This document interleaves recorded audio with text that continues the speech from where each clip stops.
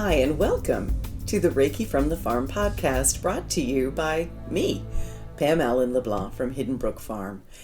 I am a scientist, a businesswoman, and a licensed Reiki Master teacher with the International Center for Reiki Training. Each week in this podcast, you'll be entertained as you learn about a wide variety of relevant Reiki topics, helping you become a more knowledgeable and effective Reiki practitioner. We caution you, though, this podcast may also dramatically improve your life, and we are so happy that you're here.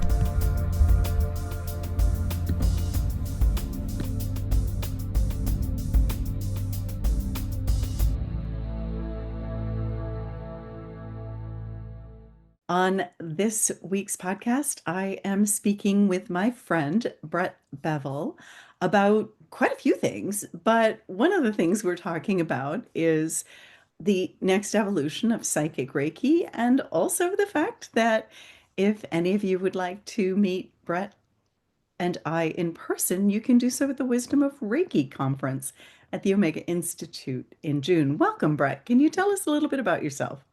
Yeah, so thank you for having me, Pam. So I'm an energy healer, Reiki Master. I got my master level in 1995, and in my journey with Reiki evolved what I call Psychic Reiki. We'll talk more about that in a bit. But I also work at Omega Institute, where I've worked for the last 26 years, and feel my journey has been very influenced by that experience as well, in terms of meeting amazing healers, sometimes energy healers, sometimes other modalities, sometimes amazing writers and artists. And so all of that I feel like has informed and helped shape who I've evolved to and how the energy moves through me and how we all kind of dance with that.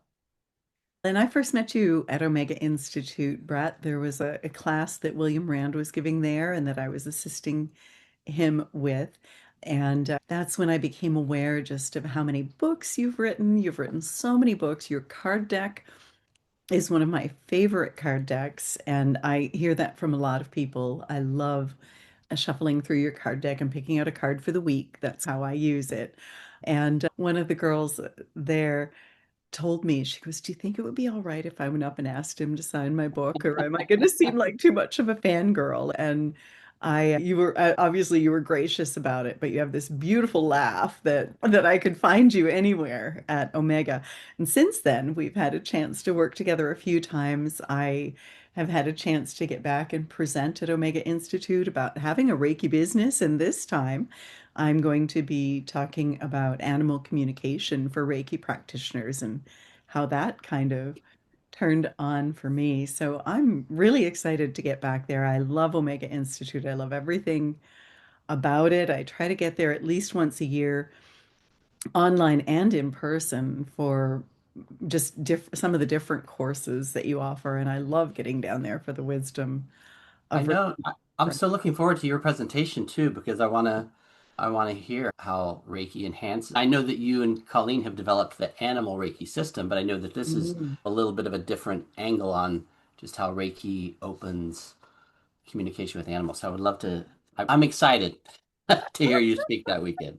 I think it just, and that's what it did for me. It opens, Reiki can sometimes open your psychic abilities. And for me, it definitely opened my ability to hear animals. And it led to the circumstances that opened it as well. So I'm excited about that too. Brett, before we get into our questions in that today, I just want to let people know about some of the courses that we have going on here at the farm. April 25th to 29th, I have a level 1 and 2 in master class here at the farm that is both online and in person.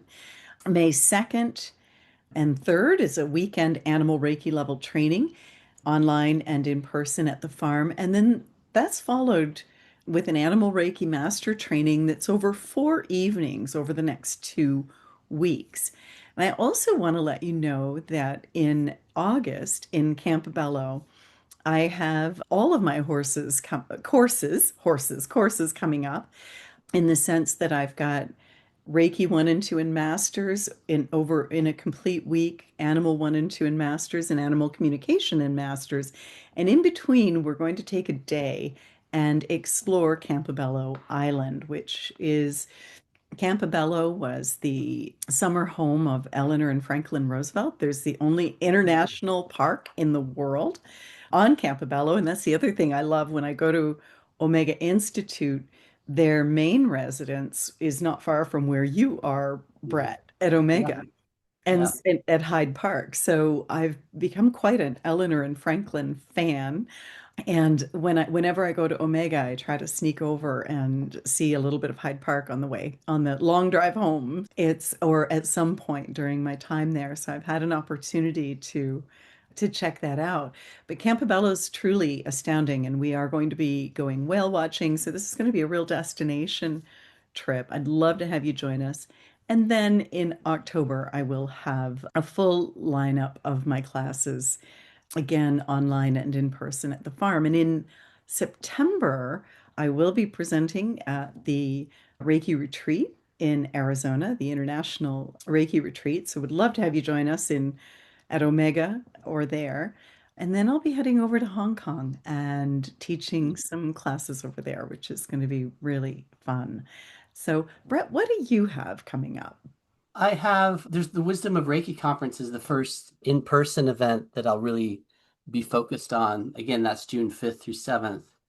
And I always love it because Mm. it's just such a community of people, amazing teachers like you and William and my friend Michelle Denis and others. And I always look forward to it seems every time William always does the keynote on Friday night, and every time he does, there's always something new that I Mm. learn about a Sui or something related to the history of Reiki. I feel like he's got like a research team that is like always uncovering all these little nuggets. And so I'm very excited about that. And also just the healings that will occur, the Holy Fire Reiki healing experience that he always does. Also, we have a beautiful sound healer, Felicia Victoria, who's amazing with singing bowls. And so I'm looking forward to that. Looking forward to your presentation. And I will also be doing, I hadn't decided this until recently. So every year I always do a psychic Reiki empowerment and teach people a little bit about that. But Mm. I just recently decided this year I'm also going to do an ultra psychic Reiki empowerment. I haven't even put that in the course description, so I have to have him update that because ultra psychic Reiki is a little bit has a little bit more juice to it. It just felt like right to share that. And one thing too that's also not in the course description, but that Saturday night, and I haven't really even spoken to all the presenters about it yet. So that Saturday night, Michelle Denis and I, and any of the presenters who want to be part of it, will be doing an online, not online, an open to campus event about Reiki and a Reiki peace ceremony.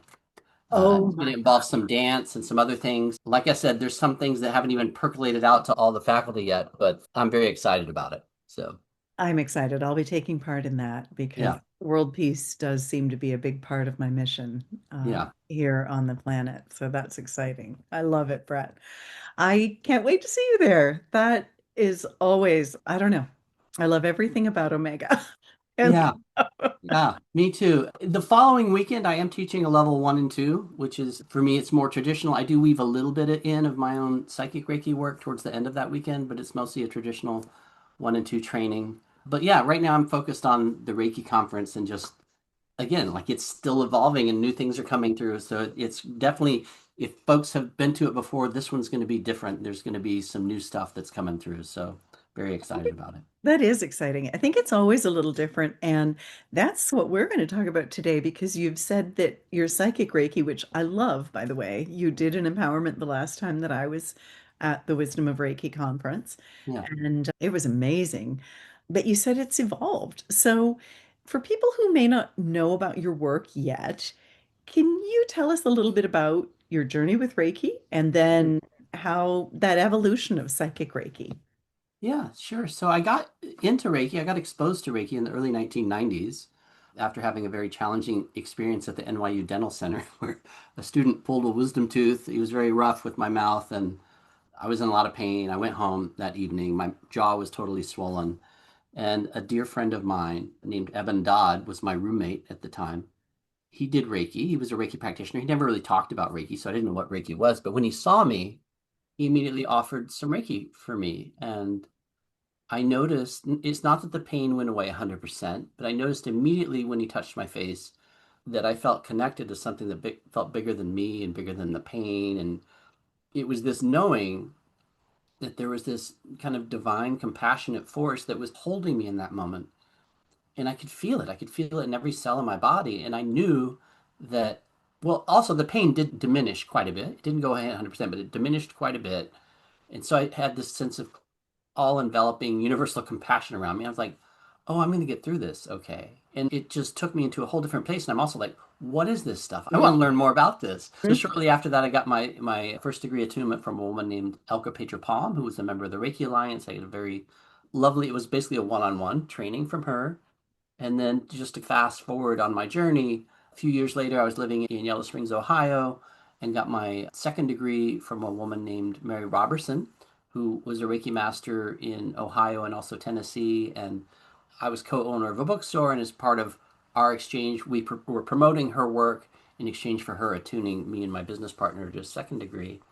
And then in 1995, while being seasonal staff at Omega Institute, I got my master level from a Reiki master named Mary Dudek, whose lineage goes back through to William. She wasn't taught directly by William, but she was taught by one of his students. And so after I got my master level, I then began exploring in my own way different shamanic techniques and how could I blend. So I was actually moved to San Francisco, and I was working with a Huna shamanic practitioner, and again, Huna's the Hawaiian shamanism.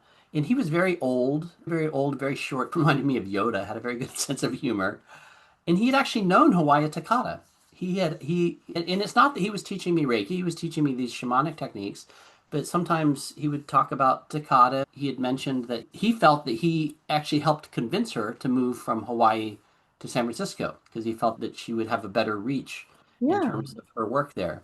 So I began experimenting with different Huna processes for connecting with your higher self and working with Reiki. And so that became the form of my first couple books in Reiki. So the Reiki Magic Guide to Self Attunement and Reiki for Spiritual Healing.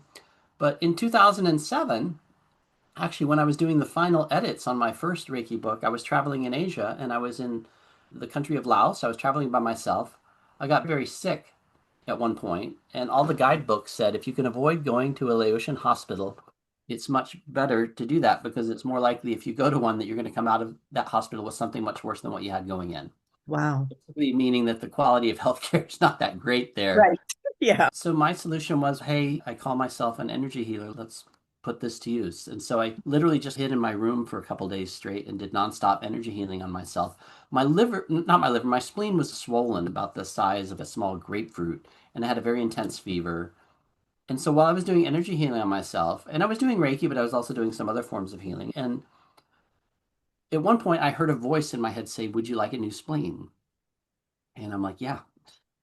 And instantly, suddenly, I felt fine. Now, am I saying that physically that a new spleen appeared in my body? No, I'm not saying that, but I think there was some kind of instant transmutation that Yeah. occurred on many levels in that moment. Wow. And so suddenly the fever was gone, the swelling was gone. I feel I'm okay, except I felt a little weak because I hadn't eaten for a couple of days. So I wanted to get some food. I went out. There was a small Indian food establishment near the guest house where I was. And so I went there, I sat down, I ordered some aloo gobi, which is one of my favorite Indian meals. And the seating was outside. There were these little white plastic chairs and a little plastic table. And so I'm sitting at a table, and there's an empty or seemingly empty white plastic chair next to me. And suddenly I felt this amazing energy just appear in this chair. Again, nothing physical, but just this amazing energy. And I had this immediate understanding that it was the spirit of Mikao Sui. And from his spirit, there was this ball of light that came into the area of my heart chakra. And it put me into this altered state. So I didn't totally understand what it was at first. For the period of weeks afterwards, I would go in and out of these altered states where I would sometimes see these very complex mathematical equations. I'm not a mathematician, but I know a complex math equation when I see it. And the equations they didn't just involve math, but they also involved color and musical notation. If you could imagine a one that is B flat and red, and another one that is blue and F sharp. It was really wild. I was seeing all this stuff, these crazy, Yeah. and in my mind, I referred to it as multidimensional math. Again, I'm not a mathematician, so I don't fully understand it. But whenever I would see these, I would have this intense sensation just of that eternal presence that exists in everything, even in like in a chair or a spoon or a glass of water. Like I could just feel that presence. And while these experiences are going on for a couple of weeks, I eventually came to realize, oh, And that wasn't just a ball of light. There's actually an energetic crystal now in my energy field that is made out of the energy of Reiki. And I began to realize that I could work with that crystal and that I could ask that crystal to send Reiki and it would. And then this evolution went on for a period of months. And I eventually coined the term psychic Reiki from that. So what I mean by that is that you can talk to the crystal psychically. So at first I thought I had to speak to it verbally, and then I realized, oh, if the crystal is made out of Reiki, and if Reiki has that divine intelligence in it, within it, which I believe it does, then I don't need to speak with my voice. I can just speak with my mind, and it will still have an effect.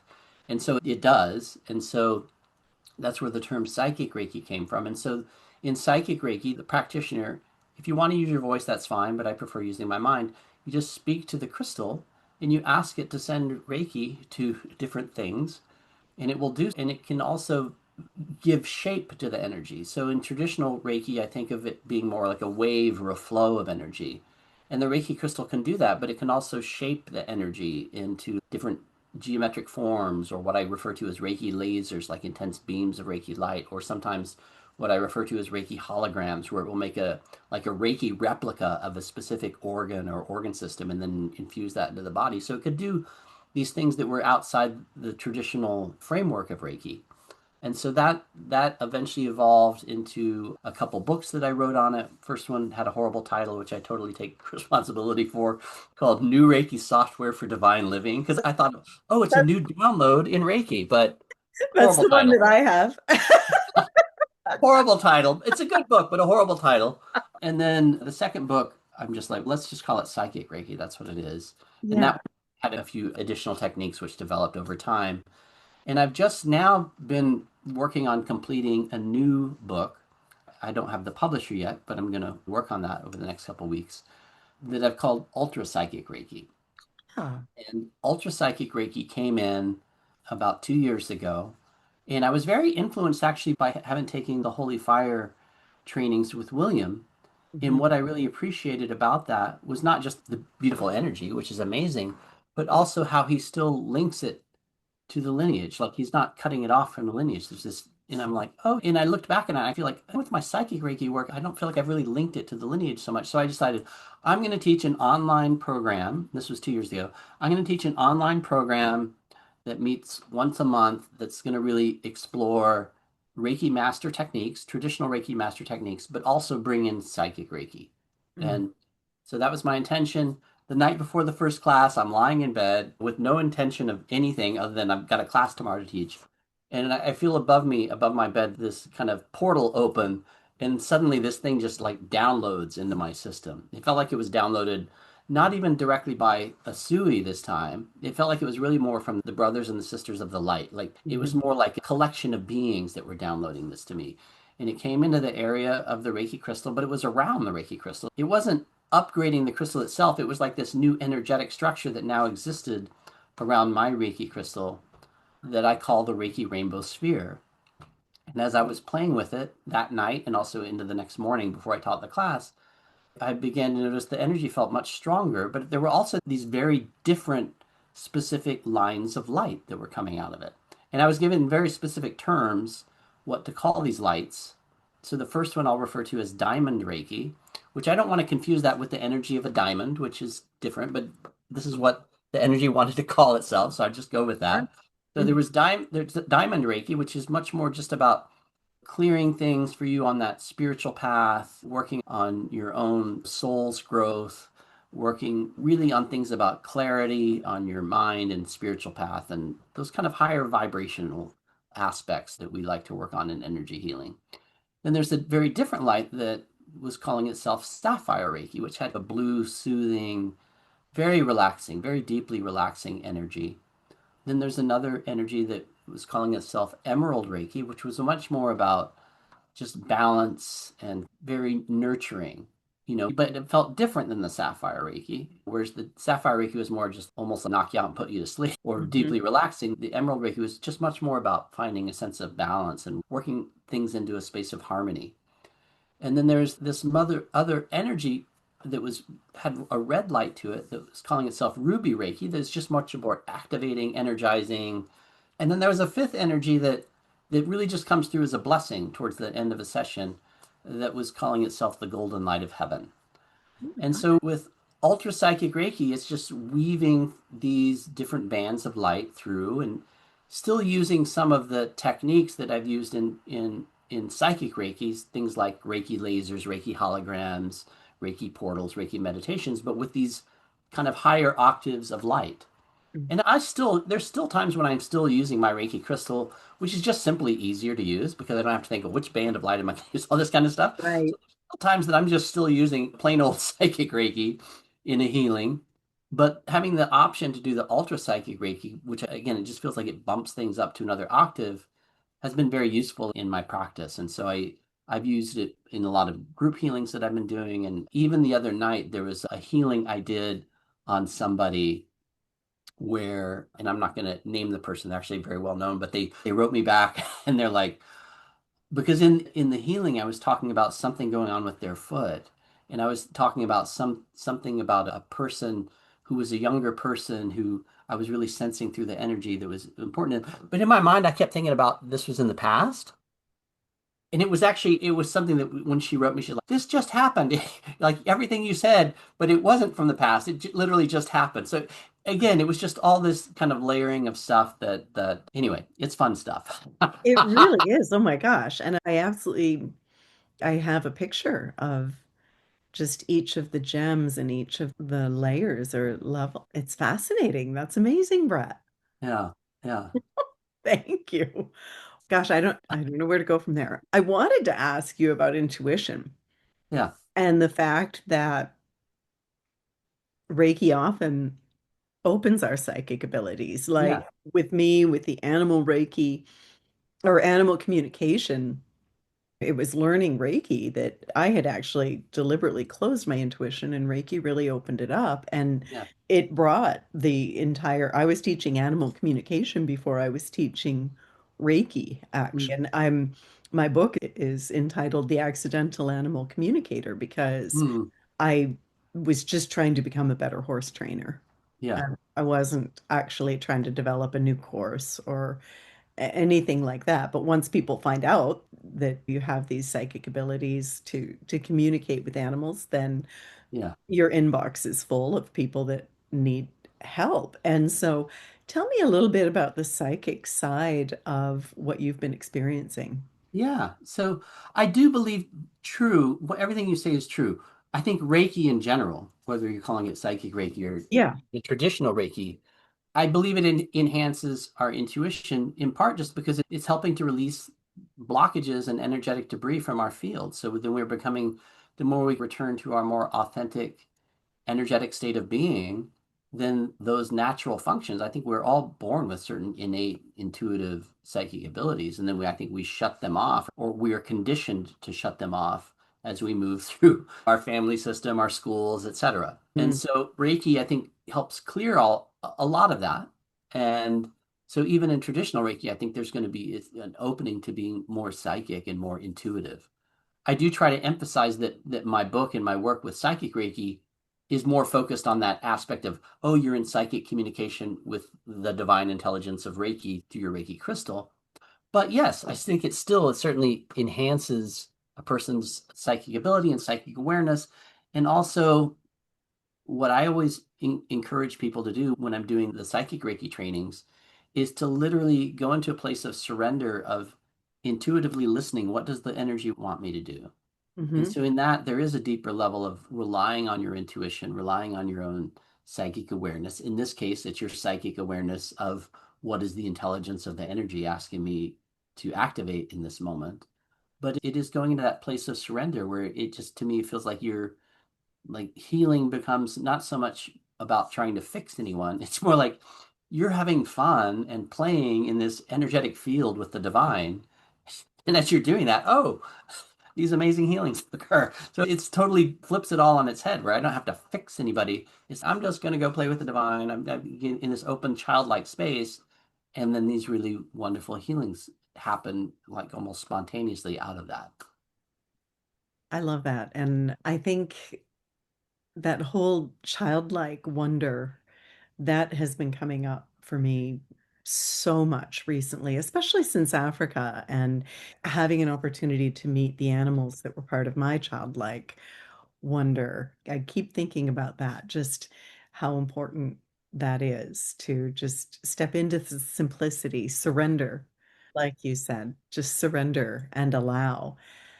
Can you tell us, you wrote one of the earliest books on psychic Reiki. What does that term mean to you, and how is it different from traditional intuitive healing? And you may have answered that in the sense that when you spoke about the crystal, but I'll let you answer that in your words. Yeah, so again, for me, when I'm referring to psychic Reiki, I'm just referring to that direct psychic link that Mm, becomes established between the practitioner who has their Reiki crystal that's sitting in front of their heart chakra, and that they can just learn quite easily how to speak to that with their mind. And so, in that very simple function, that's what I mean by psychic Reiki. And I will say that any form of Reiki also is enhancing, I think, a person's intuitive capabilities. yeah. Now, what I would add to that as well is that there's something that's very easy about working with psychic Reiki in the sense that, and again, I love traditional trainings, but with psychic Reiki, you're not having to worry so much about, am I getting the hand positions right? Which symbol am I using? You're just literally just talking to the energy with your mind, and it knows what symbols to use. It knows all that. And so in that inherent simplicity, I think it becomes much more easy for people to literally integrate the healing into their daily life, right? Mm, So it's not just about the healing on the table with the somebody you're working on or yourself, but it's about being able to integrate that into your life, whether it's riding on the subway or getting ready for a potentially tense meeting at work. You can be activating these tools. And it's not that I would be sending Reiki to my coworkers without their consent. I wouldn't do that. But I can be certainly working on myself as something maybe tense is arising in the work atmosphere, or I can be doing things that are helping to clear the space of the room and other levels of work that are very easy because I'm just having a mental conversation with my Reiki crystal and it's doing the work. So I think that ability for people to just bring that into their daily life means that they're using it more. And as they're using it more, then I think that further deepens that cycle of more clearing is happening and therefore more intuitive capability is opening. So I mm. think on that level, yes, there is a psychic component that I don't maybe necessarily talk about so much in the book, but I do think it's enhancing that for people. I love that. And I do that too, Brett. I guess it's just something I've intuitively done. Like I'll clear a space before I get there, and Mhm. I'll use the energy to just send ahead to Mhm. anywhere I'm going, anything I'm doing. And that's brilliant. Now, Ultra Psychic Reiki, can you talk a little bit more about that and what you've noticed? I love the thought of it connecting with the different gems, and I could very get a vivid image of the colors as you were describing that. What else have you noticed about it? What else would you like to tell us So about one other technique that has developed with ultra psychic Reiki that hasn't really manifested so much with psychic Reiki. Even though I've tried it with psychic Reiki, I don't really notice that deep of an effect when I'm doing it. But with ultra psychic Reiki, it's literally creating, let's a technique that I often use is creating a sapphire Reiki power symbol, right? So if you think of that power symbol, but embodied as sapphire Reiki, right? and then having the Reiki rainbow sphere literally move that back and forth through a particular area of the body or through a particular timeline. And I find when it does that, it just takes the healings to a whole other level. So what I often do, since Sapphire Reiki is about soothing, relaxing, what I'll often do towards the beginning of my group healings when I'm doing this work is I'll have the Reiki Rainbow Sphere move that Sapphire Reiki power symbol back and forth along a person's vagus nerve, almost like a ping pong ball, just moving back and forth. So it's just doing a deep soothing of that vagus nerve, which is often then opens people up to be more receptive to the rest of the healing. So that's just one technique. Another technique that I've worked with this is embodying the mental emotional healing symbol with Emerald Reiki and literally again, inviting the Reiki rainbow sphere to move that literally through certain neuropathways in a person's brain that might be holding a specific issue that person needs to work on. Maybe it's a certain limiting self-belief that they have. And so we're literally asking the Reiki rainbow sphere to move that and move that symbol, or in sometimes maybe a combination of symbols as Emerald Reiki, which again is about finding harmony and balance and to work to release that. So again, there's these other levels to Ultra Psychic Reiki that I didn't really see being present with Psychic Reiki, if that makes sense. It's fascinating. And honestly, I'm excited to go try that now. Just, I wonder if that's something we can do. What are you hearing from people who are working with this energy? What are they saying about it? People really like it. I've got an online course that I where I teach it, and there's also a Facebook group for that, so for people to do practice sessions and stuff. And all the feedback about it is really very positive right now. And I actually there was a recent comment of a number of students saying, "Hey, so can we teach this now?" And I'm like, "I'm not ready to. This isn't like a teacher program yet." Actually, is what really inspired me. Oh, I really need to get the book created on this so that there's this kind of the document that will Yeah. accompany anybody who then wants to teach it. And the download happened so quickly. It was literally like a process of about 2 weeks of intensive writing. And it felt like the book feels pretty much done. Now, obviously, once you send something to a publisher, a copy editor might say, oh, you need to change this paragraph or change this. But the book as a whole to me feels done. And so it's just about lining things up. And I'm just trusting that the universe will have my back in terms of finding the right publisher, et cetera. So it's just been a wild journey with this work. And again, I never envisioned that a new aspect of psychic Reiki was going to come through. I was just intending to teach a class with some students that was going to bring some psychic Reiki work together with traditional Reiki Master techniques. And then this whole other thing just dropped through. There is one other piece that I want to mention. And I think just because given the state of the world and that I really feel that all Reiki traditions, I believe, work towards creating what I refer to as a citizen of peace, right? That we're all you can go back to the precepts, and I think maybe Sui doesn't use that term, citizen of peace, but if you embody the energy of the precepts, I think you become a citizen of peace in your life, and that ripples out into the world. And so when I was working, again, the book felt like this download. And so this is actually a very recent development with the Ultra Psychic Reiki work because it's not a technique that I had established for when it initially came through. But I kept hearing, oh, the trees want to work with the trees want to work with this. I'm like, okay. And so in the book, there's these different healing grids. There's the Sapphire Reiki Galactic Healing Grid. There's a Diamond Reiki Galactic, and there's those, but then there's this other grid that was created with the trees, which is just about that energy of peace.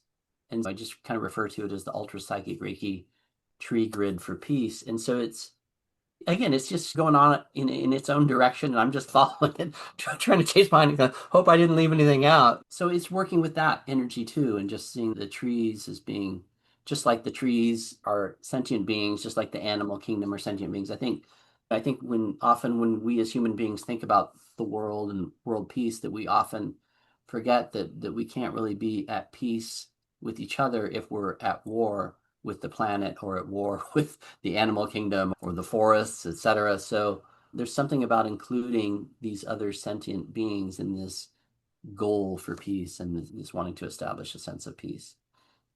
I love that. And I truly understand the inclusion of trees. We were confused with when we were developing animal Reiki because trees kept showing up and these great trees, great mother trees, and with the energy of creation around them and the divine feminine and masculine completely balanced. And I believe that the trees have so much wisdom for us. And I've discovered that the animals have so much wisdom for us. And if we just would listen, and I think, yeah, I think the solutions to all the world's problems are at hand if we pay attention Mm. and if we maybe surrender and allow. And you're right, our outer world is always going to resemble our inner world as well, I believe. And so just moving into peace within our inner world is going to have an impact on the planet, on the outer world. So I love how we so often get drawn in similar directions, even if we're coming at it from a different angle. Yeah. We receive so much of the same thing. In fact, the tree of life showed us that the roots of the tree of life and even the crowns work together to form the flower of life, Mm. and just the beauty of that Fibonacci sequence. And yeah, that's amazing. What would someone who is interested in learning about this Reiki, what would they need as a prerequisite or to prepare, Brett? What are your thoughts there? Yeah, so that's a very good question. So for psychic Reiki, there's never been a prerequisite. It was just more, this is another entryway into Reiki. And I was always like seeing it as not a replacement for traditional training, but as a way for people to access it and be able to use it in their daily lives. And yes, I recommend you get training if you want to start doing this in terms of any kind of professional capacity, because there's aspects to that kind of training that I think are essential for anybody who's wanting to engage the public and charge money and do those kinds of things for it. For a while, when the Ultra Psychic Reiki came in, because it came in when I was doing a master level training at the same time, right? I had made the assumption of, oh, somebody needs to be a Reiki master to do this work. And that was something that I felt for a while, but as I was tuning in to writing the book, what I got was like, no, this needs to be open to anybody who wants to receive it. And there also needs to be that same disclaimer of this is for you in your life to work on your own stuff. And if you then think you want to go out and do things with other people, then you need to get the proper training for that. And so that's how I'm framing it within the book. And again, the book isn't published yet, but so we're always evolving. And like I said, initially I was like, no, a person needs to be a master level to do this work. And that's also why I've just recently changed my position because I wasn't planning to share this at the Wisdom of Reiki conference, but now I am. And so I will be doing both a psychic Reiki empowerment and also an ultra psychic Reiki empowerment for Wow. anyone who's there that weekend, just as a way of getting this energy out there. And also because I do believe it helps enhance each person's own abilities and practice. And because I just feel like that energetic obstacle that I think was really just my own perception that I was layering onto things that wasn't really about the innate truth of things. It's just what my mind was thinking. Oh, this came in as part of a master level training. You must have to be a master level to do it. And what I'm hearing is that no, you don't have to be, as long as you don't then try to pretend that you're a professionally trained healer Right. just because you read a book or just because of Yeah. something like that. Yeah. Yeah.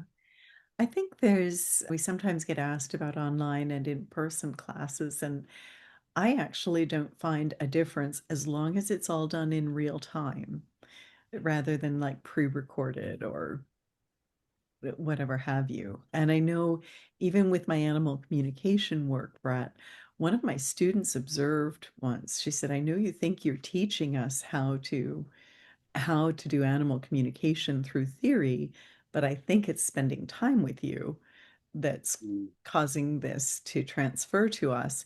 And it's not an original thought I would have had myself, but when she said that, I went, oh, that sounds true. There sounds like there's truth to that. So I felt into it and realized, wow, that's not so different from Yusui.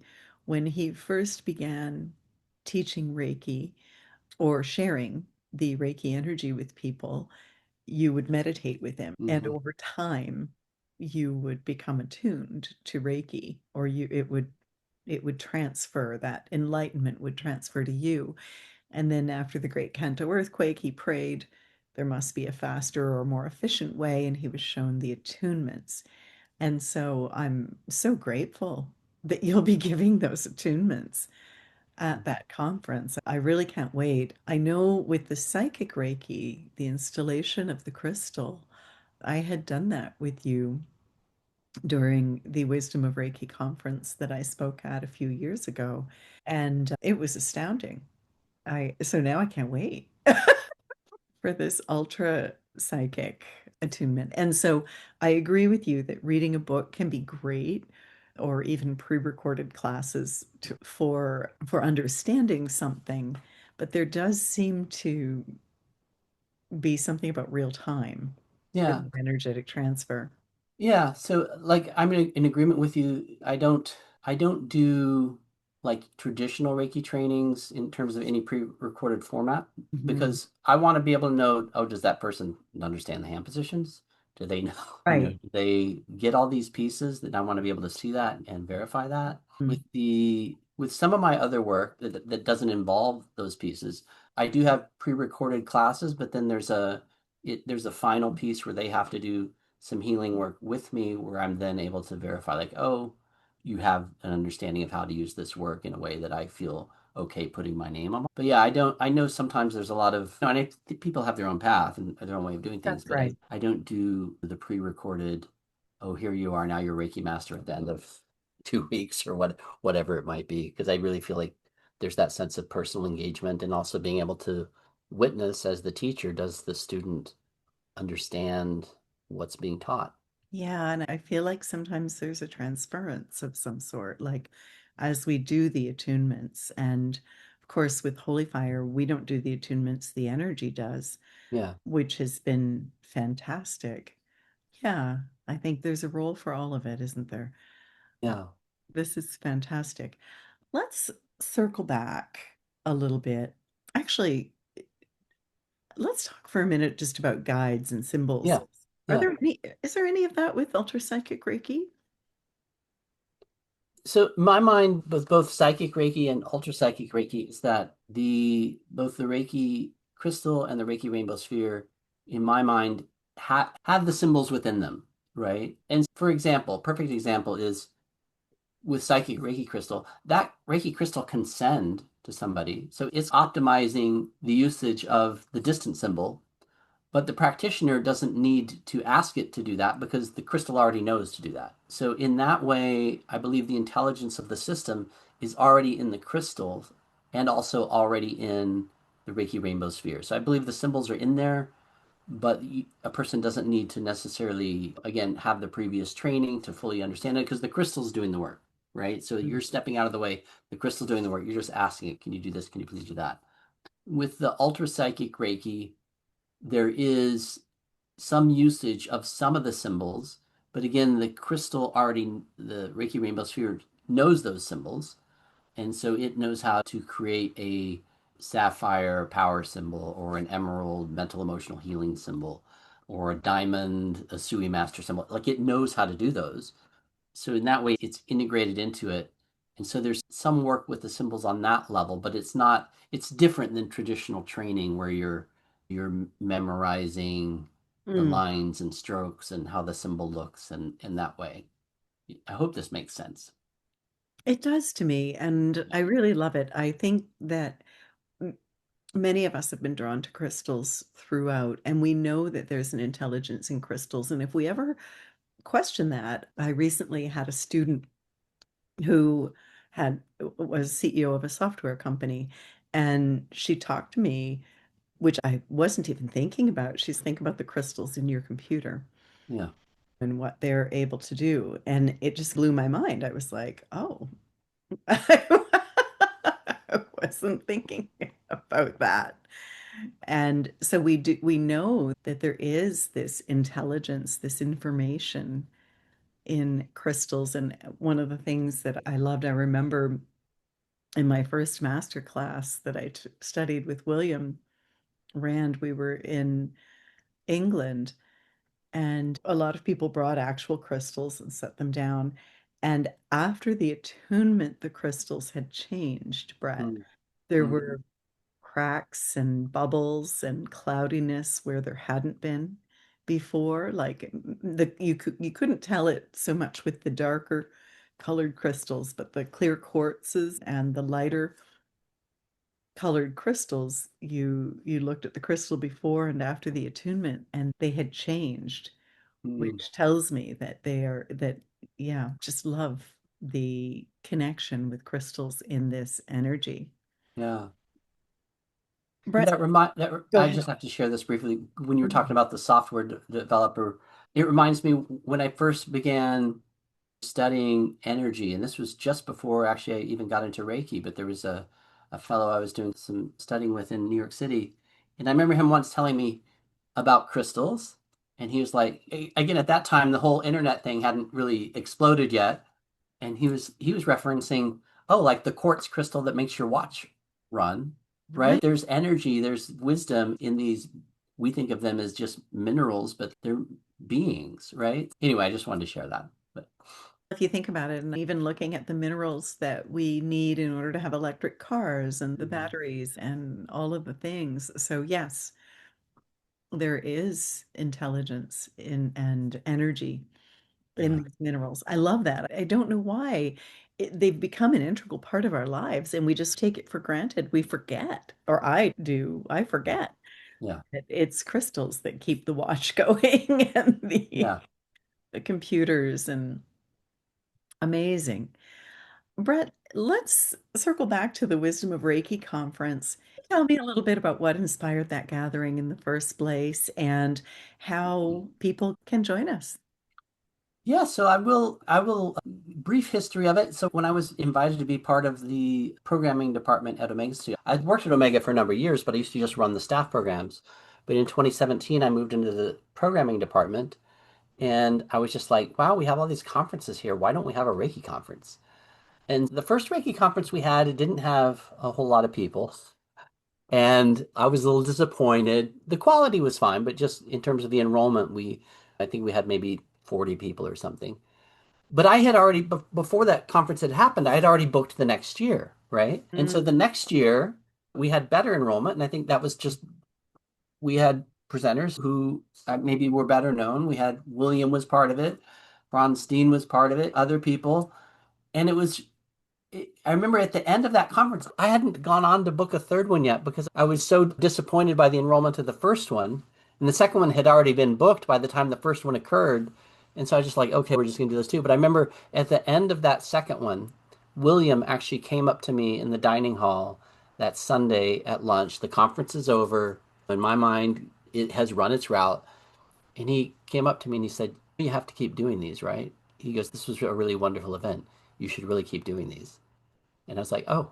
So I actually feel I have to credit William for the fact that we have these annual conferences now at Omega because in my mind, I thought, okay, the first one was a little bit of a flop. The second one did okay. And I loved it, but it just didn't occur to me like, oh, keep doing this. And so I really credit William for that. amazing. And I think there were over 100 people when I was Yeah. there with you, Brett. Yeah.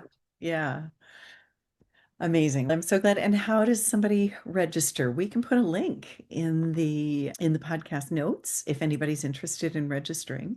Yeah. We'll make sure you have that link, but anybody can also just go to the Omega Institute website, which is www.eomega.org. And then if you were just type in Reiki or Wisdom of Reiki, it would come up there. But certainly, yeah, please have it in the podcast notes because we would love to see folks there. And I'm excited about the weekend. I'm excited about hearing your presentation about using Reiki to communicate better with animals, and also excited to share the Ultra Psychic Reiki empowerment there too. Oh, yeah, I'm super excited about that. And also, even I'm excited about that world peace opportunity. I think, yeah, that's going to be really special as well. So, why do you think conferences like this are important? I think there's one thing about whether it's you or me or William or Colleen or any teacher who's had their own path, right? That when we're teaching, it's going to be just because we are limited with our own bodies and in our own experience. That's always going to be limited by our own experience.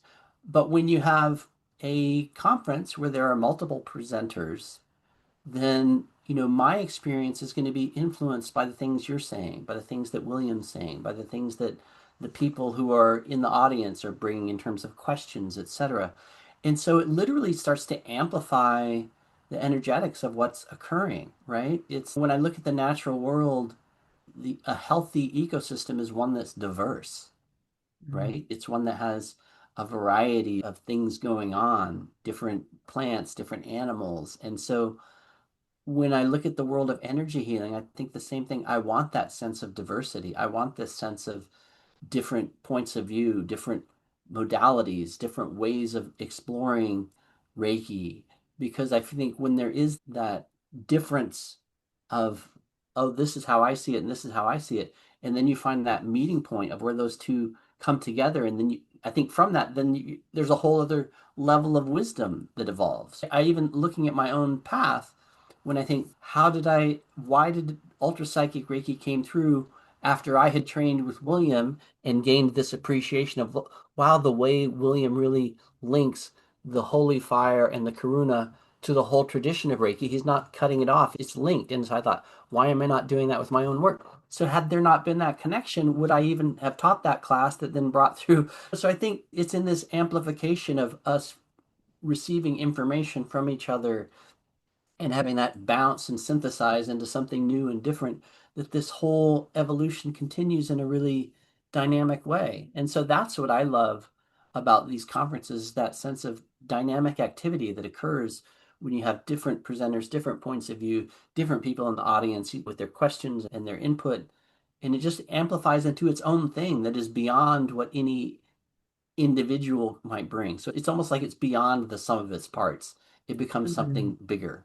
Yeah, there's a synergy that's Yeah. created, I think. And I also, even with this podcast, I was shown that I had a lot of resistance to doing this podcast because I wasn't very good with technology and I knew that it would be quite a lot of work. I wasn't certain if I had the time to do that. And I'm so grateful that I just followed the Reiki guidance anyway and did it because, but what the guidance showed me that really locked it in place for me was that people are, as we're exposed to different perspectives, we get to know source better or God or the energy, Mhm. whatever you want to call it. Like all of these different perspectives are giving us more understanding, more wisdom. And so I think your title, The Wisdom of Reiki Conference, is absolutely perfect. Brett, if there's one message you would like Reiki practitioners to take away about Reiki, about their own development, about psychic Reiki and ultra psychic Reiki, what would it be? I would say to trust where the energy wants to take you, where the energy of Reiki wants to take you, because I think it will open you to things on your path that may, in many cases, even be beyond Reiki, but it will put you on the right place to meet the right person, whether that's to open the right business or to study the right thing. Like just trusting in that flow of the energy, and even just trusting that when you're doing a session, whether it's on yourself or another person, just trusting that flow of the energy. In my own journey, I feel like that's what I've done, is just trusting. I didn't go to Laos with the intention of discovering psychic Reiki. I was just following the energy. I got sick. I just followed my own protocol. Let me get through this. And so the universe will just kind of line things up for you if you just trust the flow. And so that's what I would say. Just trust where Reiki wants to take you and Yeah, surrender to that. I totally agree. I wasn't trying to create animal communication either. I was just following the flow and it showed up. And the same with animal Reiki. And yeah, I love it. Brett, would you like to lead us in a meditation today? I would love to. I would love to do some ultra psychic Reiki if that's okay. That is Um, very okay. I'm excited. so I want to invite anybody who's watching this to make sure that you are comfortable, either seated or lying down, that you're not like chopping vegetables in the kitchen or doing some other task, or listening or watching this on an iPhone driving a vehicle. Let's not be doing any of those things while you're receiving some energy healing. So just make sure you've got the right space for it, and then get seated or lying down. And I'm just going to begin by asking the Reiki Rainbow Sphere to put you into the Diamond Reiki Galactic Healing Grid. And from here, I'm also, because the Reiki Rainbow Sphere can do many things simultaneously, I'm inviting the Reiki Rainbow Sphere to manifest a sapphire Reiki power symbol, and to begin moving that back and forth along your vagus nerve, just to help relax and fully relax the vagus nerve. And simultaneously, I'm asking the Reiki Rainbow Sphere to send sapphire Reiki to your brain and nervous system. And I'm also inviting the Reiki Rainbow Sphere to manifest sapphire Reiki lasers connecting each and every bone in your body to each and every other bone in your body, manifesting a beautiful web of sapphire Reiki light existing inside of you now.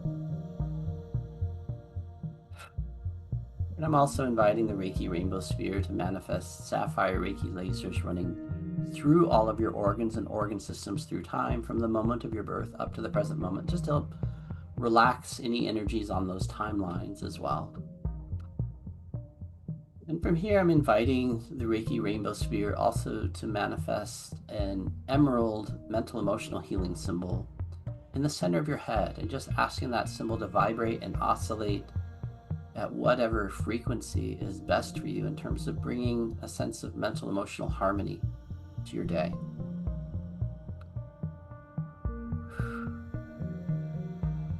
And from here, I'm also going to invite the Reiki Rainbow Sphere to send some ruby Reiki, starting at your feet and moving upwards through your feet, through your legs, up into the base of your spine, and then moving that up through your spine all the way out the top of your crown, going all the way to your connection to the divine. So just sending some ruby Reiki there. And from here, I'm inviting the Reiki Rainbow Sphere also to connect us all now with the Ultra Psychic Reiki tree grid for peace. And just to connect us with that tree grid and just put us as a whole, as a collective, into that peace tree grid, just so that we can know our own path of being a citizen of peace in the world, how to embody that sense of peace with our actions and our steps, how to walk the talk of peace, and to also just align with your own deepest sense of inner peace, where that belongs for you in your life and in your energy field. And from here, I'm also going to invite the Reiki Rainbow Sphere to manifest a octahedron of diamond Reiki around you, and inviting the Reiki Rainbow Sphere to manifest a cube of ruby Reiki around that octahedron of diamond Reiki around you, and asking the Reiki Rainbow Sphere to manifest a pyramid of emerald Reiki around that cube of diamond, around that cube of ruby Reiki, around that octahedron of diamond Reiki around you, and asking the Reiki Rainbow Sphere to manifest a sphere of sapphire Reiki around that pyramid of emerald Reiki, around that cube of ruby Reiki, around that octahedron of diamond Reiki around you now. And from here, inviting the Reiki Rainbow Sphere to send the golden light of heaven as a blessing to seal this healing. We'll invite that once again, inviting the Reiki Rainbow Sphere to send the golden light of heaven as a blessing to seal this healing. And from here now, I'm inviting the Reiki Rainbow Sphere to shift all the different lines of light that it's been sending to now be for the most gentle and most perfect form of integration. And as that integration is continuing to unfold, just inviting the Reiki Rainbow Sphere to also bring you into a sapphire Reiki meditation for deep stillness and inner peace.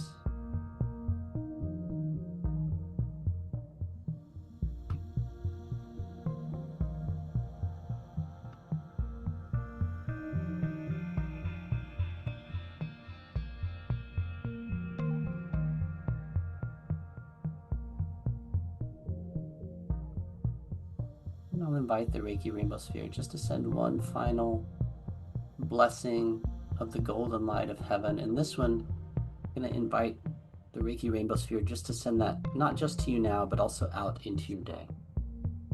Inviting the Reiki Rainbow Sphere to send the golden light of heaven to you now, rippling out into your day.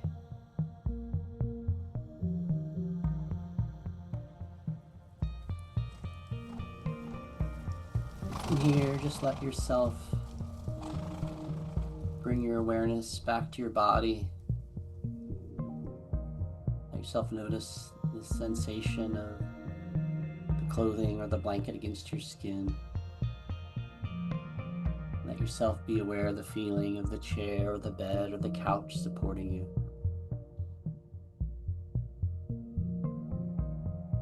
And Just slowly bring your awareness back into your body, back into the room,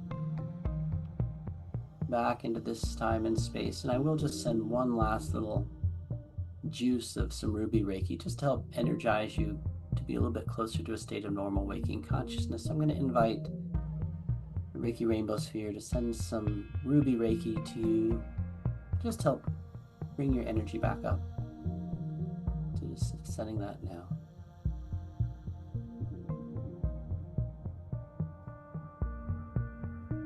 So that's a little Ultra Psychic Reiki experience. Wow. I think I needed that, Brett. I love that. I particularly enjoyed the blue today. I think I had a lot of balls I was juggling, and that just everything just feels so settled now. Thank you so much, Brett. I can't wait to see you in just not that long, actually. Yeah, Early June. Yeah. Yeah. Good. I really look forward to that. And yeah, thank you so much for being on the podcast. I appreciate it. Thank you so much for having me and for the work you do in the world, the work with the animals and beyond. It's important. And I'm so looking forward to seeing you again at Omega and looking forward to sharing together and being part of that beautiful weekend. Yeah, me too. I'll be listening for your laugh. To everyone listening, thank you so much for joining us today. And if it's within the possibility for you, or if it's calling to you to come and join us at Omega, I will look very forward to seeing you in person there. And I'm sure Brett will too. So yeah, thank you so much. Have a beautiful rest of your day. And thank you for being the light you are in the world. Namaste.